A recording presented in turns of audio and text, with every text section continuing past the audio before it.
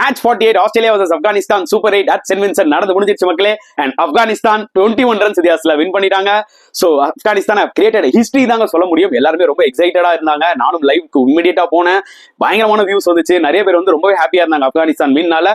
So toss பண்ணி bowling எடுத்தாரு Mitchell Marsh, which was a surprising decision. இந்த மாதிரி ஒரு சென்ட் வின்சென்ட் விக்கெட்ல and 148 for 6 போஸ்ட் பண்ணாங்க ஆப்கானிஸ்தான். நல்லா ஞாபகம் வச்சுக்கோங்க மக்களே. அவங்களோட ஸ்ட்ரென்த் அவங்களோட ஓபனர்ஸ் தான். Gurbaz and Ibrahim Zadran 118 opening partnership எவ்வளவு கிளவரா விளையாடி இருக்காங்க பாருங்க.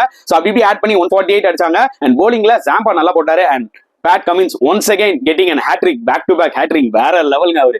அண்ட் சேசிங்ல Australia were struggling like something தான் சொல்ல முடியும். ஒரு பக்கம் வந்து பாத்தீங்கன்னா நவீன் உள்ள ஃபேண்டாஸ்டிக்கா போட்டு 3 விக்கெட் அண்ட் குல்தபின் நைப் அவர் வந்து பாத்தீங்கன்னா ஒரு 4 விக்கெட்ஸ். ரஷீத் கானோட கேப்டன்ஷிப் வேற லெவல்ல இருந்துச்சு.